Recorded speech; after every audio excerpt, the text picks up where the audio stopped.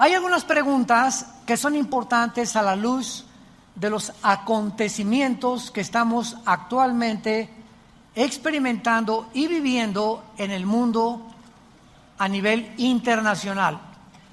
Hemos visto de qué manera todos los sistemas de ideologías que los hombres han inventado están desmoronándose. En el área política, pues el comunismo duró 70 años, el siglo XX. De 1917, cuando Lenin hizo la revolución bolchevique, a 1989, que el comunismo se derrumbó. Confesando Mikhail Gorbachev, el último ministro ruso, que había fracasado porque sacaron a Dios. Esto en el área política. Después de la Segunda Guerra Mundial, cuando el comunismo ya llevaba algún tiempo, comenzó a desarrollarse la democracia. Y pues la instituyó, ¿verdad?, Estados Unidos de Norteamérica. Ganaron la Segunda Guerra Mundial y se postularon como la primera potencia económica, militar y económica del mundo. Pero entramos al siglo XXI y nos damos cuenta que también la democracia está desmoronándose. Y ahora todos los políticos, ideólogos, economistas están tratando de agarrar de la democracia, del capitalismo, del comunismo, del socialismo y hacer una nueva mezcla, otra sopa marucha. Porque no les ha funcionado ninguno de estos sistemas de ideologías. Un ejemplo es China, que se considera comunista y es capitalista. Háganme el favor nada más. Esto no existía hace 40, 50 años del siglo pasado. Si tú eras comunista o eras socialista, era imposible, que fue el problema de la Unión de Repúblicas Socialistas Soviéticas, la antigua Rusia, que Gorbachev confesó: fracasamos el comunismo por aislarnos del capitalismo y haber sacado a Dios de Rusia. Y ahora pues vemos que el comunismo se está uniendo con el socialismo, se oye un poquito más bonito socialismo que comunismo, y estamos ante un mundo donde somos testigos que nada que el hombre desarrolle o invente puede prevalecer por nuestra propia naturaleza caída, pecaminosa y la imperfección de los seres humanos. Necesitamos a Dios.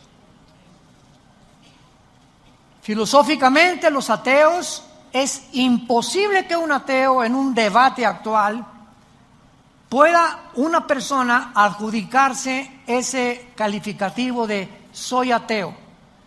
Porque ahora una persona que diga soy atea no sabe filosóficamente que es insostenible mantenerse ateo, porque si una persona te dice ateo, filosóficamente lo destruyes, lo desmoronas, porque esa persona simplemente te va a decir: es que yo no creo en nada y no creo que exista Dios y que ahí acaba todo. En ese momento tú le dices: entonces tú te estás constituyendo en un Dios.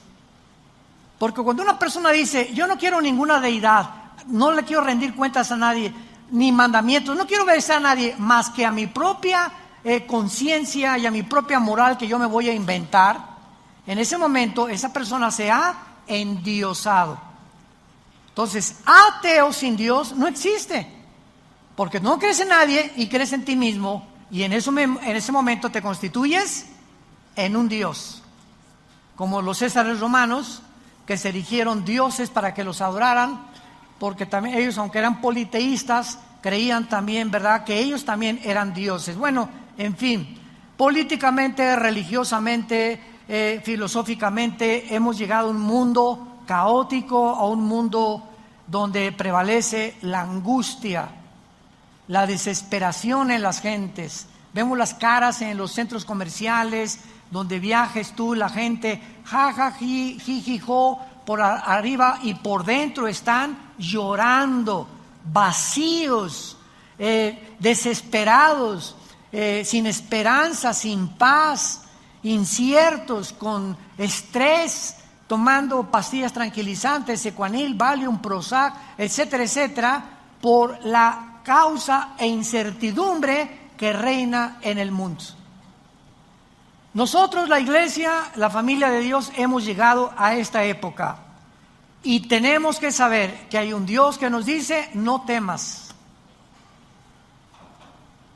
nunca te dejaré, nunca te abandonaré, estaré contigo todos los días del mundo, pero acércate a mí. Hoy más que nunca acerquémonos a Dios. Y cuando hablo yo acerquémonos a Dios, estoy diciendo acerquémonos a la Biblia. Tú te separas de este libro, te separaste de Dios. Mis palabras, Jesús dijo, son espíritu. Lo que está aquí escrito entra a nuestro espíritu. El intelecto es enriquecido por la sabiduría divina, pero el espíritu es fortalecido, te da convicciones, te integra, te da visión, te da paz, y cada día esa esperanza a la que todos fuimos llamados crece dentro de ti. Sepárate de este libro, no me importa que te llames cristiano, presbiteriano, bautista, Viana para el Mundo, lo que tú me quieras decir. Si tú te separas de este libro, has abandonado a Dios. Y cuando, escuchen esto, cuando nosotros nos separamos de Dios o abandonamos a Dios, en ese momento, ¿sabes una cosa? Dios no dice: mira, este ya se alejó de mí, ¡rum! El ramalazo, con una penca de nopales, dale duro. Dios no va a hacer eso. ¿Saben lo que hace Dios? Dios te deja para que en ese alejamiento que vas a desarrollar consecuentemente pecados escondidos, esos pecados van a operar en tu vida y Dios va a dejar que operen en tu vida, para que cuando operen en tu vida te des cuenta la destructividad y las terribles consecuencias de haberlo abandonado. Por eso la Biblia continuamente nos dice que no hay bendición más grande para el ser humano que saber que su presencia nos acompaña. Cuando Moisés le dijo: Señor, mira, por favor, de alguna manera voy con 2 millones de cabritos, porque eran cabritos los judíos en el desierto. Ninguna oveja, eran puro cabrito. Por favor, y Dios le dice a Moisés: mi presencia irá contigo. Era lo único que Moisés necesitaba saber. Que él podría caminar en valles de sombra de muerte, con una cuñada mala, tienes de vecina una bruja, tu suegra te anda correteando con la escoba, te abandonó tu esposo, tus hijos están mal. No importa las circunstancias a nuestro alrededor, qué pesimistas o graves se encuentran, si la presencia del Santísimo está en tu vida, vences. ¿Qué vences? Vencerás la depresión, la frustración, el rencor, la amargura, la desesperanza que el mundo nos ocasiona. Pero todo está aquí. Y muchos cristianos inclusive se atreven a venir a la iglesia el domingo sin esto. Virgen, ¿a quién invocamos? La de todos los remedios, la de la Macarena, la de Jesús, María y José y el burrito que los acompaña. Increíble. Pero así está la cristiandad. Y se dicen cristianos, pero se separan de este libro. Es que el domingo va a estar en el pizarrón el versículo. Bueno, una de las cosas más maravillosas que encontramos en la Biblia y de lo que se trata toda esta serie, ya no los voy a regañar. Una de las cosas más maravillosas en la Biblia que encontramos es que Dios ha establecido una semana profética de 7 días, porque en 6 días creó la creación y el 7º descansó. Independientemente que detrás de esta semana, tú pregúntale a cualquier persona que quieras en el mundo, ¿quién inventó la semana de 7 días? Nadie te va a contestar. Y cuando le preguntas a un neurólogo, o a un psiquiatra o a un psicólogo han descubierto que el ser humano es imposible que se mantenga ecuánimamente, que se mantenga con una salud integral mental verdaderamente sana si no descansa. Si tú trabajas 7 días a la semana y tienes ya un mes que no haces nada, que te desligas de tu trabajo, te vas al boliche con tus hijos, una buena película, vienes el domingo aquí, ahorita te vas a comer unos chicharroncitos o al Chapultepec, pero no vas a pensar en nada una vez a la semana, no puedes continuar caminando con salud mental. ¿Por qué? Porque aquí adentro nuestras neuronas son conexiones eléctricas que cuando tú haces comienzan a hacer así chispas y te comienzan a producir problemas mentales que te van a desenfocar de tu vida, de la sabiduría que necesitamos para el matrimonio, para consejos a nuestros hijos, para resolver otros problemas, porque estás tenso, estás tensa. ¿De dónde viene esa tensión? De tu incredulidad. Has llegado a ese punto simplemente porque no crees en Dios. No es cierto que creas en Dios. No es cierto que crees en la Biblia.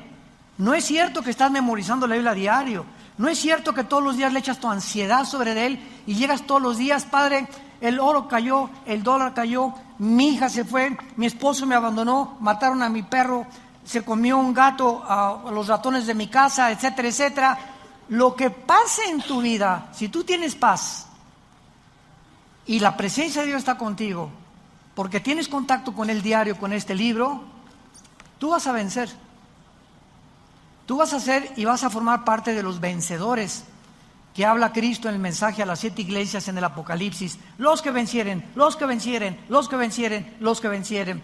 Y dice 1 Juan 5, 4 y 5, esta es la victoria que ha vencido al mundo, los que somos hijos de Dios. ¿Eres hijos de Dios? Eres vencedor. Y si no eres vencedor, es porque realmente no has nacido de nuevo. Porque Dios no nos ha dado un espíritu de cobardía. Entonces, a partir de la semana que Dios estableció y se la dio a Israel para que descansaran el 7º día, a nosotros nos dio el primer día, que es el domingo. Ya no vamos a meternos mucho en eso, hablé en la antigua conferencia de esto. Y la cuestión es la siguiente: Dios le da a Israel la semana de 7 días para que entiendan que el sábado no hagan nada, piensen en Dios nada más, alaben a Dios con la familia, etcétera, etcétera, se desliguen de todos los pensamientos de la semana. Y le dio Dios a Israel también la semana de años. 6 años tu esclavo, tu siervo doméstico trabaja contigo. El 7º, en el año 7, lo vas a dejar ir. Entonces, este patrón lo vemos de una forma muy clara en la historia de la Biblia, porque si hacemos cuentas de Adán a Abraham, ¿cuántos años hubo? 2000. De Adán a Abraham, 2000 años. De Abraham a Cristo, 2000 años. ¿Cuántos llevamos? Muy bien. ¿Y de Cristo a nuestros días cuántos llevamos? Si para Dios un día son 1000 años y 1000 años es un día para Dios, estamos entrando o finalizando, ¿qué cosa? El año 6000 de historia. ¿Qué sigue? El día sabático o el milenio, que es el reino que Cristo prometió y en el cual se considera el descanso para nosotros, la iglesia, y para los judíos convertidos. Siguiendo este patrón, la pregunta es: ¿cuánto tiempo nos falta para que acaben estos 2000 años y sepamos de alguna manera, porque nadie puede poner una fecha para la venida de Cristo, podemos bíblicamente, de esto se trata esa serie, podríamos bíblicamente establecer un tiempo en el que realmente estemos seguros, sin ningún lugar a dudas, que nos encontramos en el año 6000 y que estamos a punto de salir del mundo para que Dios termine con Israel en la tribulación? Y la respuesta es sí, sí, sí. Esta semana que Dios establece en Israel es muy interesante. Veamos rápidamente, por ejemplo, en Éxodo capítulo 24. Ya ven por qué no trajeron la Biblia. En Éxodo 24, versículo 16, vemos estos 6 días que se repiten por todo el Antiguo Testamento. Esto es interesantísimo. Aquí en este pasaje Dios, recordamos, instruyó a Moisés que suba al monte Sinaí. Y ahí tenía que esperar, antes de reunirse con él, ¿cuántos días? Y la gloria de Jehová reposó sobre el monte Sinaí, y la nube lo cubrió por 10 días. Los que trajeron la Biblia sí saben contestar. Por 6 días, ¿qué 10 ni qué 10? Por 6 días. Y el séptimo día llamó a Moisés del medio de la nube. ¿Ustedes creen que es coincidencia esto? Cuando Dios menciona 5, 2, 15, 20, 40, nunca en la Biblia encontramos un solo número, algo que Dios relacione con la gematría, que es los números en el original hebreo, que no tengan un simbolismo profético. Apunten eso y recuérdalo como estudiante de la Biblia. Qué interesante que 6 días tenía que esperar Moisés. ¿Y por qué el séptimo? Porque era cuando Dios se iba a encontrar con Moisés. Veamos otro ejemplo, otra vez, de 6 días. Josué capítulo 6. Otro ejemplo donde se repite este mismo patrón en la toma de la ciudad de Jericó. Aquí se le instruye a Josué que ordene a los israelitas y a los sacerdotes que rodeen la ciudad de Jericó, cargando el arca y sonando los tutú, tutú, los chofares. Y veamos qué dice el pasaje, Josué 6, del 3 al 5. Veamos las órdenes. Rodearán la ciudad todos los hombres de guerra, yendo alrededor de la ciudad una vez. Esto harán durante 6 días. Qué interesante, otra vez.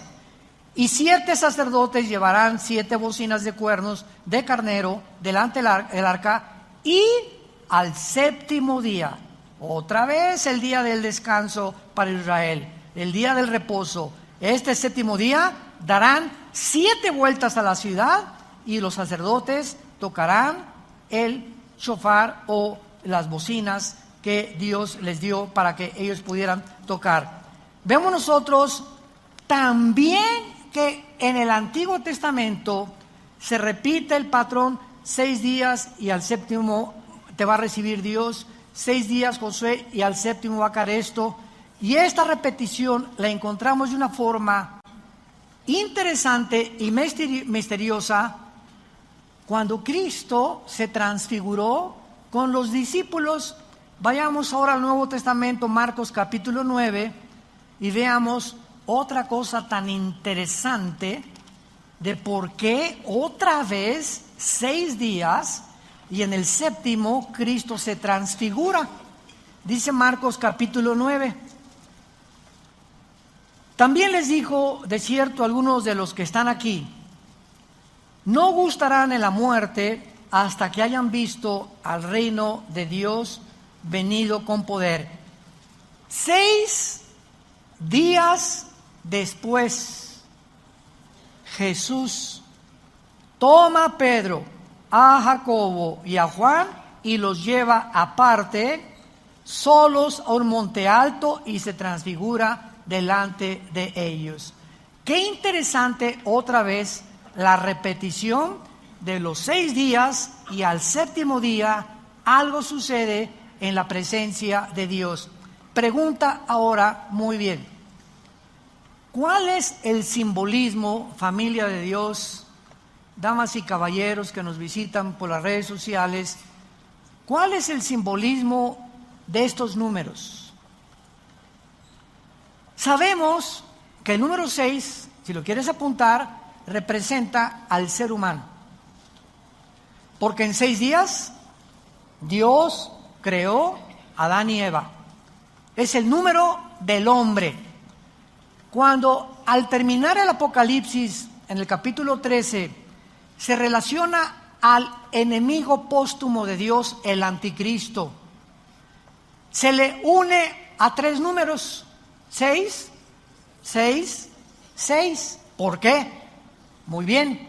Si el 6 es el número del hombre y el 3 es el número de la Trinidad, nos damos cuenta que el anticristo es el hombre elevado a Dios.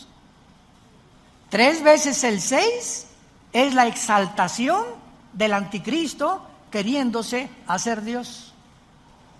Entonces, todo en la Biblia tiene un significado, se llama gematría, si lo quieres apuntar, cuando se relacionan los números con las letras, las 22 letras que contiene el alfabeto de los hebreos. Entonces, sabemos que el número 6 es el número del hombre y el 7 es el número de la perfección moral. ¿Se acuerdan del menorá? Es el símbolo, ¿lo ven aquí? El menorá es el símbolo que adoptamos nosotros de hace 35 años. El menorá se encuentra al final del Apocalipsis, aunque se los dio Dios al Antiguo Testamento, a los hebreos. Pero síganme con cuidado. El menorá significaba en el Antiguo Testamento la luz. Y en el Nuevo Testamento aparece en Apocalipsis capítulo 1. Y a Cristo aparece en medio. ¿Y qué hay a la izquierda? ¿Cuántos ramitas? 3. ¿Y del lado derecho? 3. Muy bien. El número del hombre unido a Cristo, entramos a la perfección.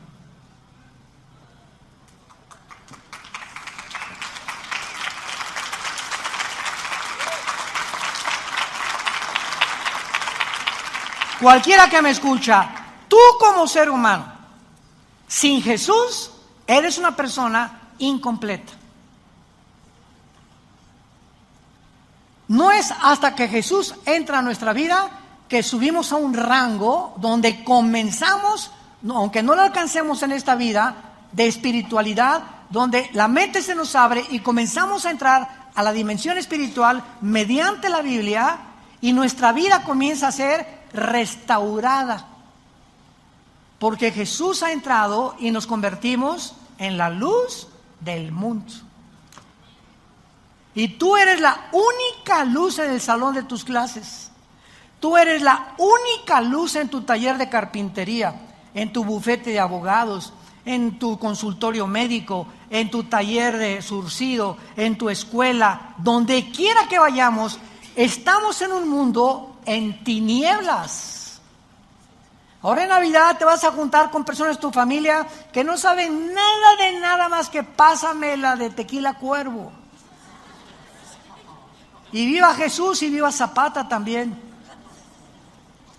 Y si tú en estos tiempos en la que la gente está predispuesta de una forma sensible por Jingle Bells y Noche de Paz, hay un espíritu de melancolía en el mundo, etcétera, etcétera, si no aprovechamos, para eso lo hacemos, porque sabemos que Cristo no nació el 24, pero lo aprovechamos para que en este espíritu en que se encuentra el mundo, demos testimonio de Él.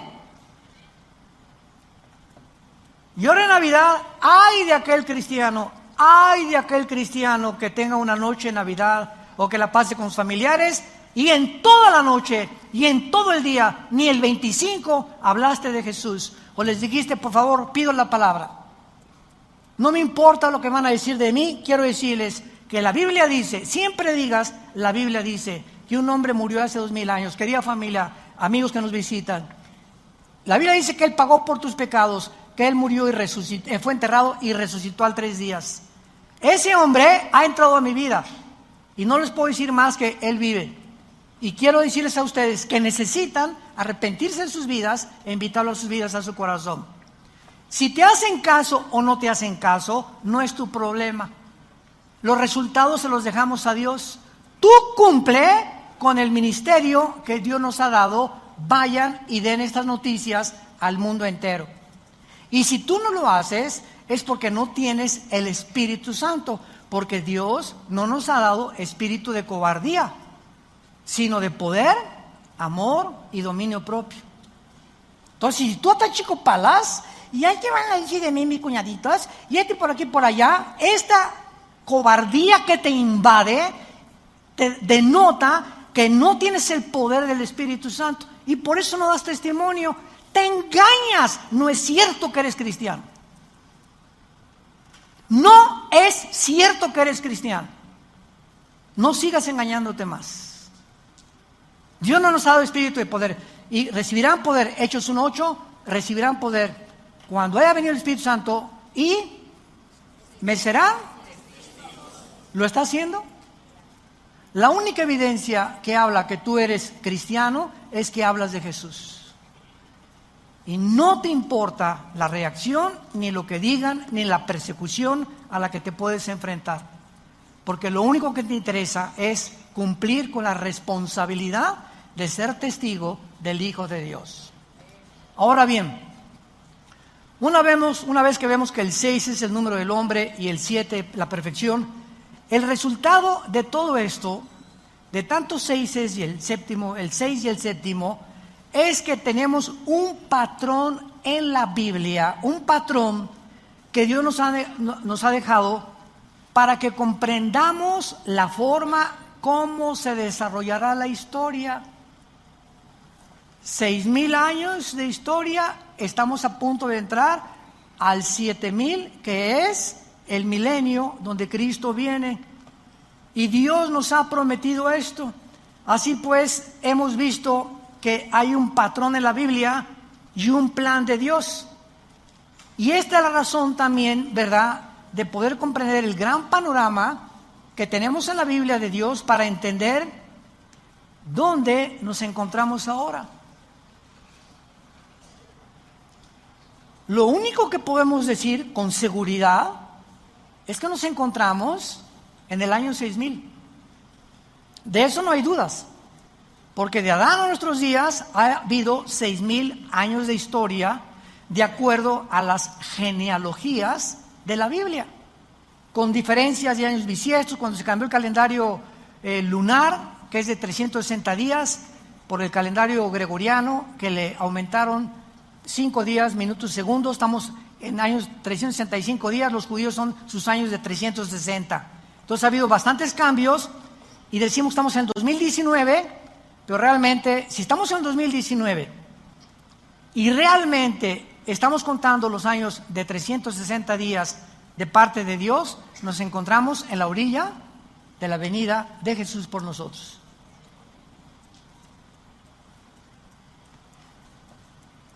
Ahora tenemos que ver este grande panorama, ¿verdad?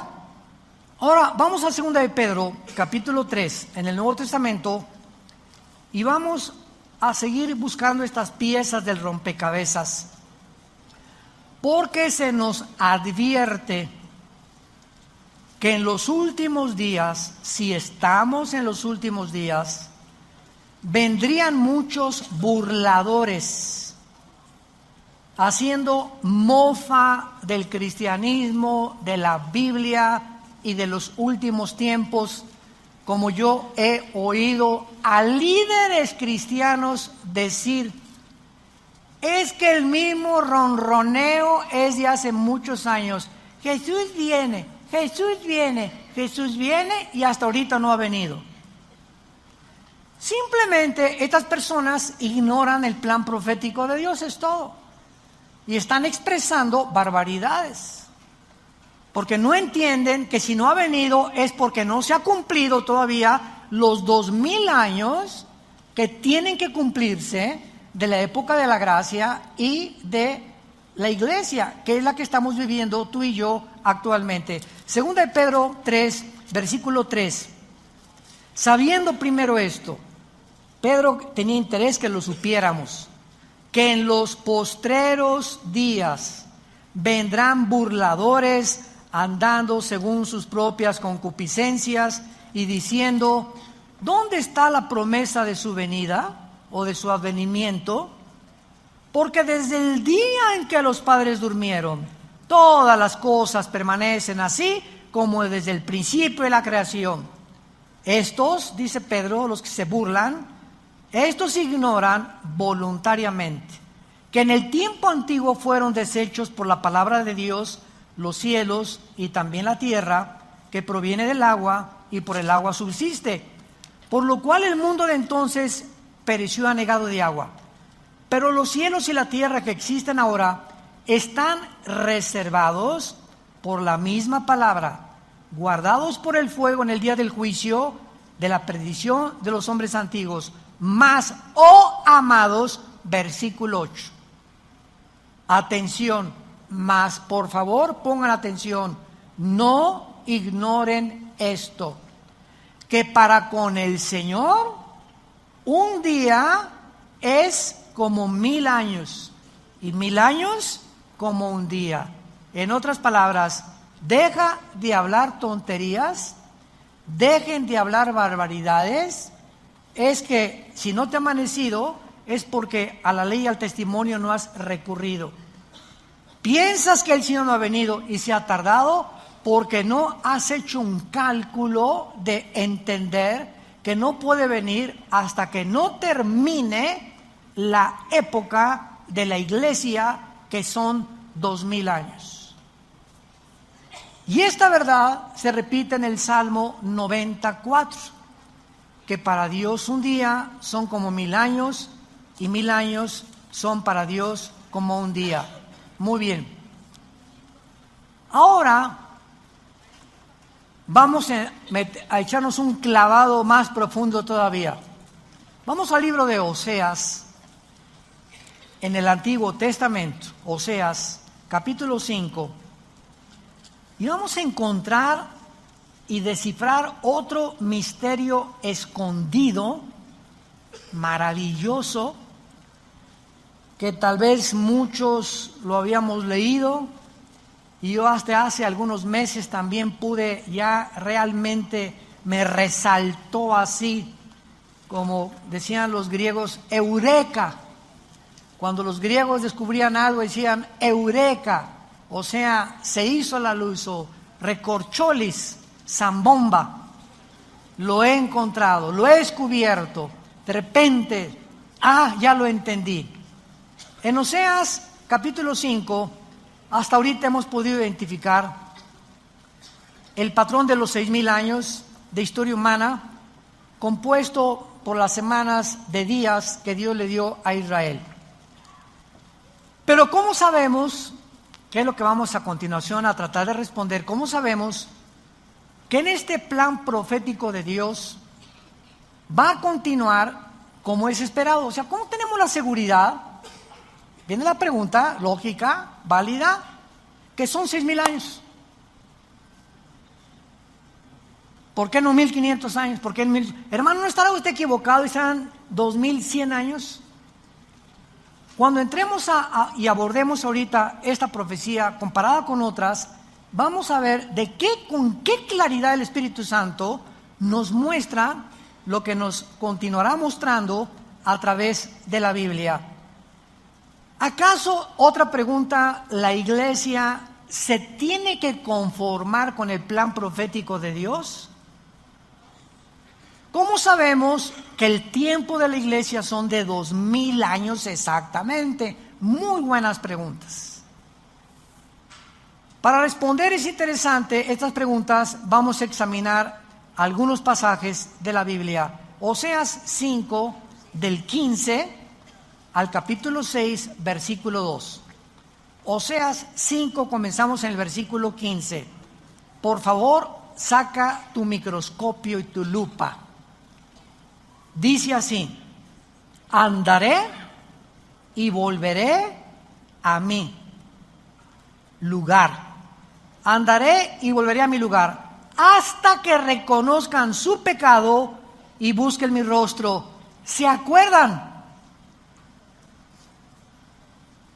Familia de Dios, ¿se acuerdan cuando Jesús entró a Jerusalén llorando? Y dijo estas palabras: Jerusalén, Jerusalén, que matas a los profetas y como la gallina, los pollitos, los he querido y ustedes no quisieron. ¿Y se acuerdan lo que Jesús dice a continuación? Baruch Hashem Adonai Eloheinu, en el hebreo, que dice, me dirán hasta que me digan, Baruch Hashem, hasta que ustedes me digan, bendito el que viene en nombre del Señor, regresaré a Jerusalén. O sea, hasta que Jerusalén se convierta espiritualmente, Jesús no puede regresar a Israel. Y 600 años antes, el profeta Oseas dice, ¿de quién creen ustedes que está diciendo, andaré y volveré a mi lugar hasta que reconozcan su pecado? ¿De quién está hablando? De Jesús. Oseas se adelantó a las palabras proféticas de Jesús. Hasta que cuando yo regrese, reconocerán su pecado y buscarán mi rostro, en su angustia me buscarán, que será el tiempo de la tribulación. ¿Vamos bien? ¿Capiche? Capítulo 6. Vengan y volvámonos a Jehová, porque Él arrebató y nos curará, hirió y nos vendará. Por favor, saquen su lupa. Nos dará vida, subraya la palabra vida. Después de 2 días, al tercer día nos resucitará. Subrayen la palabra resucitará. Son 2 palabras diferentes, vida y resurrección, que vamos a explicar. ¿Después de cuántos días les dará vida a Dios a Israel? ¿Serán días de 24 horas?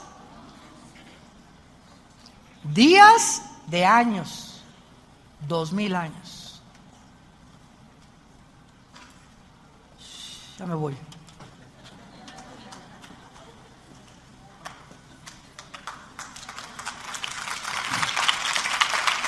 ¿Lo pueden ver? ¿Lo pueden ver los que traen su Biblia? Vamos a rascarle más. En el tercer día nos resucitará y viviremos delante de Él. Muy bien.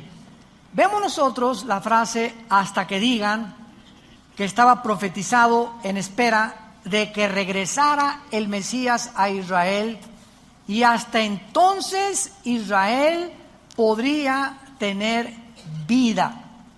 ¿Cuánto tiempo tiene Israel que esperar para que regrese el Mesías? 2 días, de 1000 años cada uno.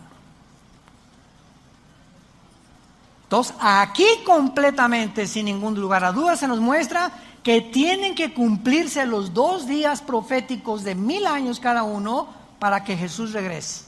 Pero vamos a seguir escarbando. Este alejamiento del Mesías, acuérdense que lo rechazaron después de que lo crucificaron. Israel entró en un estado de angustia y de aflicción aproximadamente hasta 1948. Durante casi 2000 años, Dios, cuando la Biblia dice, volteó su rostro, significa te abandona. Cuando Dios dice, Dios volteó su rostro sobre Israel, dice Dios Israel, ahí nos vemos, ahorita no tengo nada que ver con ustedes, ahorita voy a introducir en lugar de ustedes a otra entidad que se llama la iglesia. Y la iglesia, voy a caminar con ella estos 2000 años en que ustedes, bye. Y tengo que terminar con la iglesia cuando terminen los 2000 años para que ustedes, yo siga con ustedes, porque no los he abandonado. Ahí se me quedan en la banca, no entran a la final. Ahí se me quedan en la banca. Romanos 10, 11 y 12, Dios no ha acabado con Israel. Romanos 9, 10 y 11, Dios no ha acabado con Israel. Ahí están esperando, porque la semana 70 de Daniel faltan 7 años. Entonces, cuando la iglesia sea sacada del arrebatamiento, no puede Dios, hasta que salgamos del mundo, poder seguir con Israel.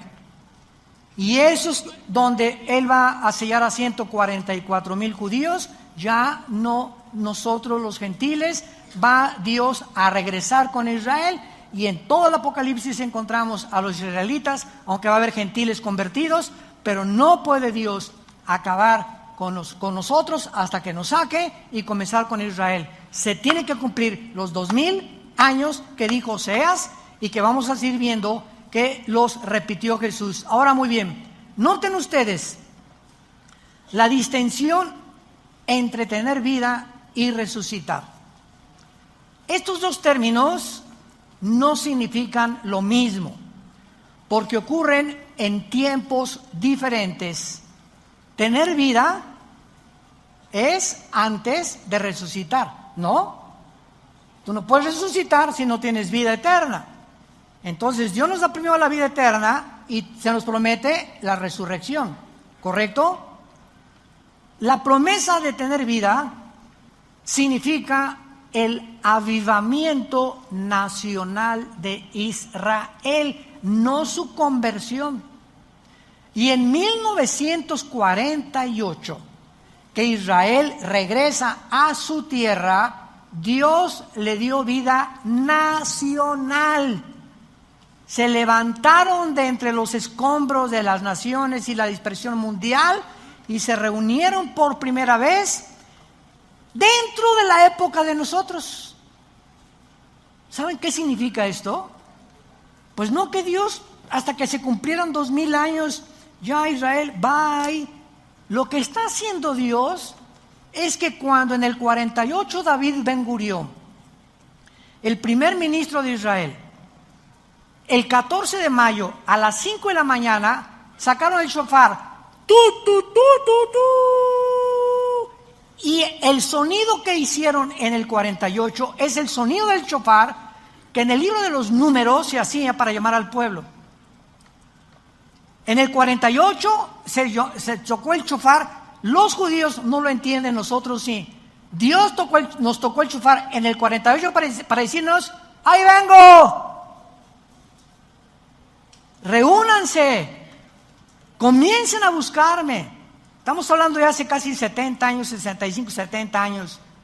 Pero el segundo shofar en la guerra de los 6 días, 1967, junio de 1967, el general Moshe Dayan, ganan a todos los árabes la guerra, y en el 6º día agarra Moshe Dayan, número 2, doble toquido, Jerusalén es nuestra. Primero la tierra, ahora Jerusalén, aunque no del todo. Y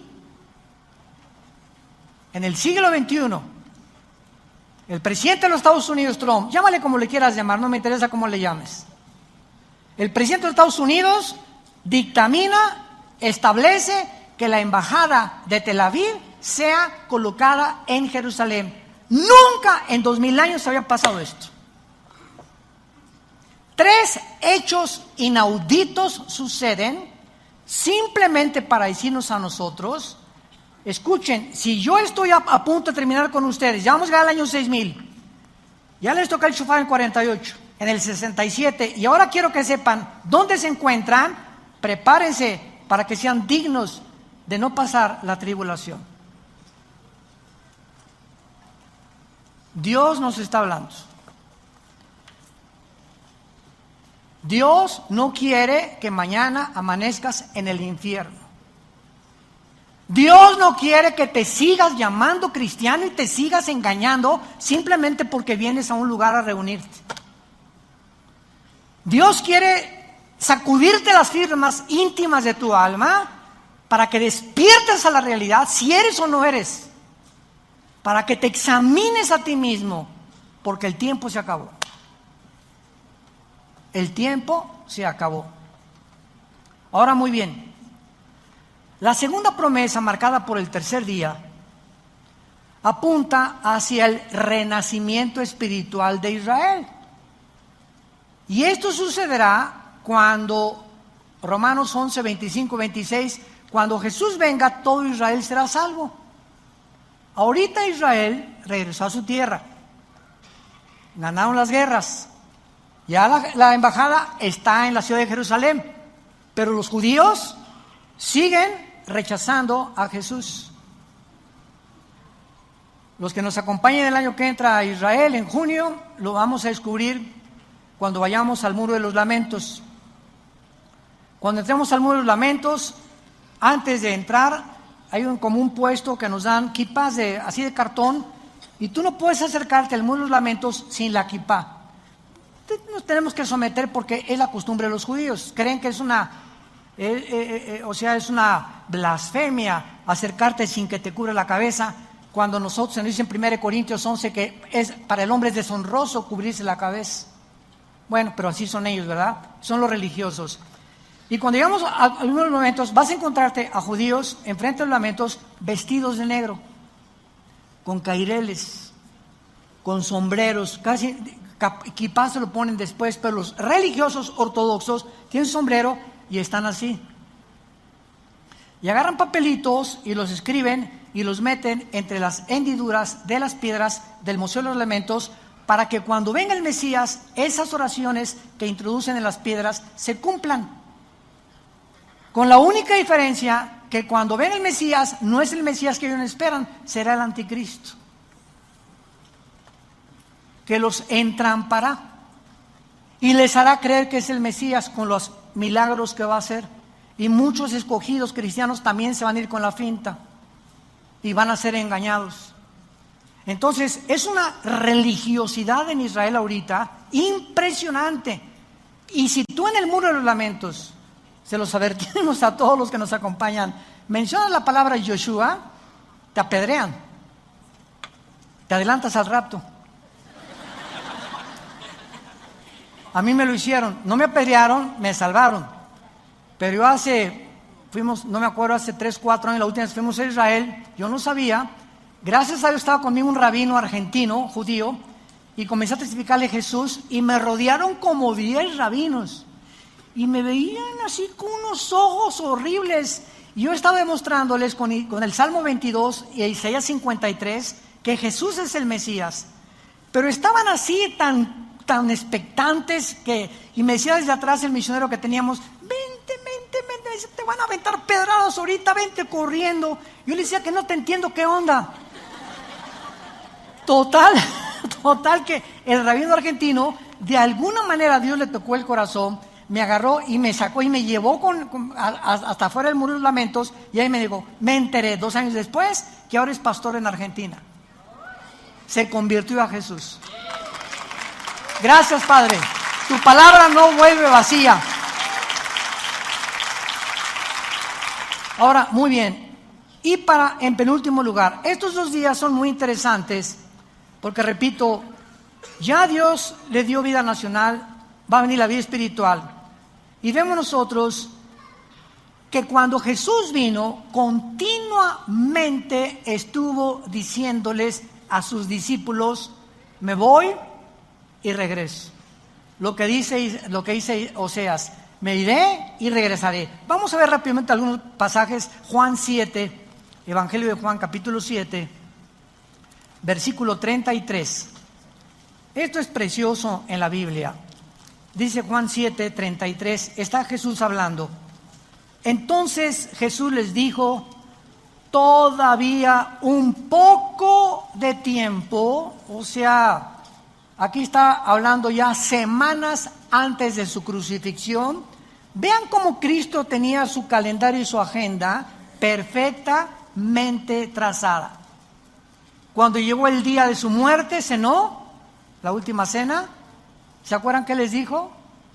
Jesús sabía en la última cena que era la última cena, que no iba a desayunar ya con los discípulos. Él sabía perfectamente bien el día, la hora, los segundos en que iba a morir. Su agenda estaba clarísima, la que el Padre le dio antes de bajar al monte.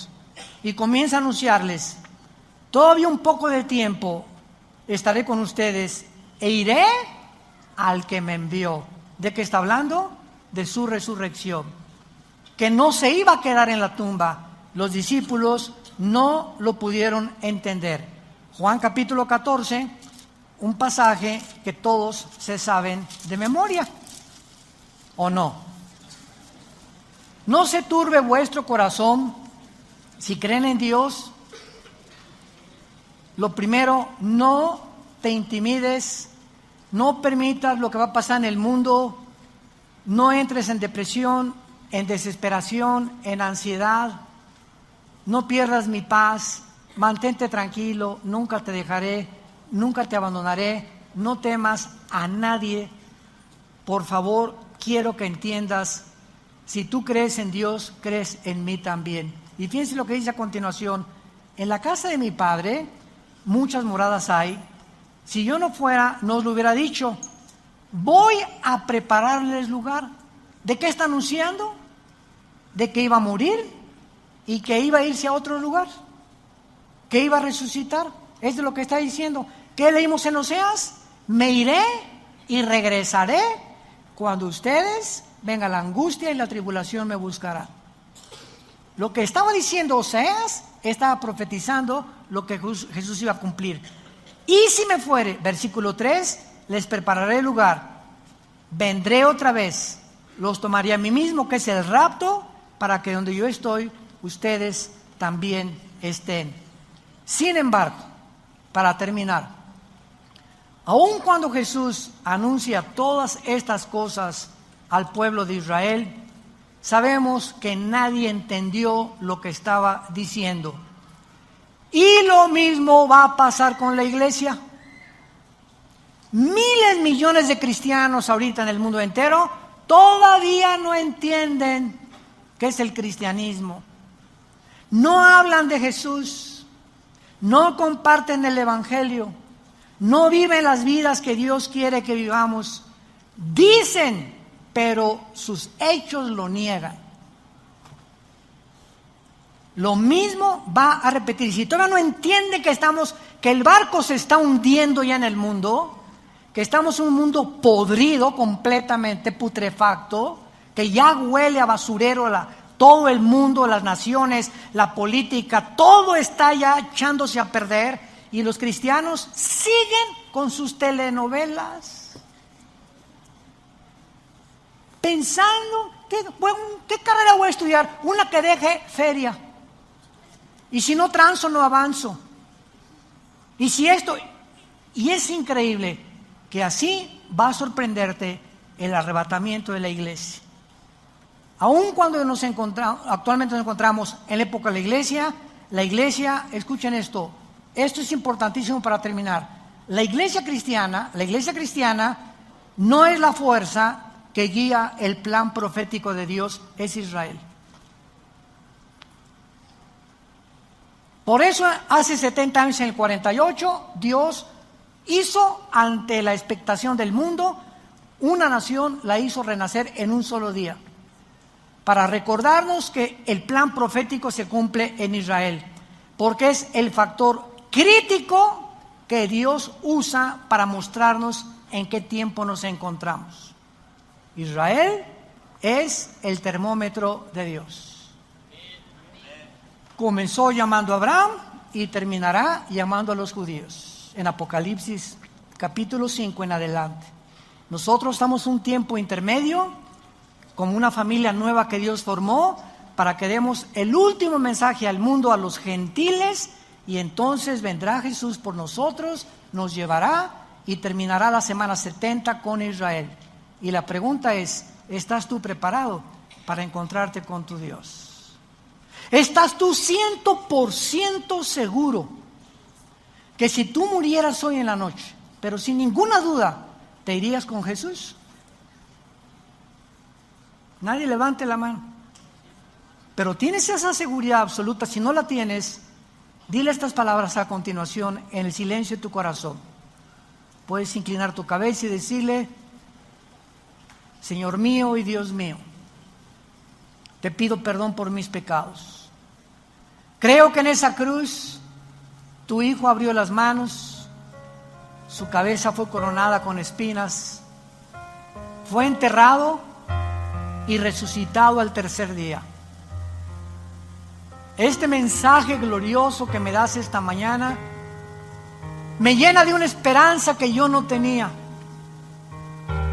sabiendo que puedo dormir ya tranquilo, tranquila, porque ahora eres mi Señor, eres mi Salvador, porque creo que en esa cruz pagaste con tu sangre las iniquidades, las transgresiones, las abominaciones de mis pecados pasados, y que ahora yo puedo descansar en paz, sabiendo que tú los llevaste en la cruz, que a los 3 días volviste a vivir.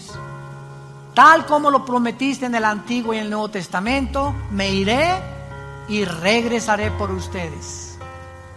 Ahora, Jesús, mi Dios y mi Salvador, te estoy esperando que vengas por mí. Estoy listo, lista, no porque lo merezca, sino por lo que hiciste en mi lugar en esa cruz. Gracias por tu poder y tu gracia, en el nombre de Jesús. Amén.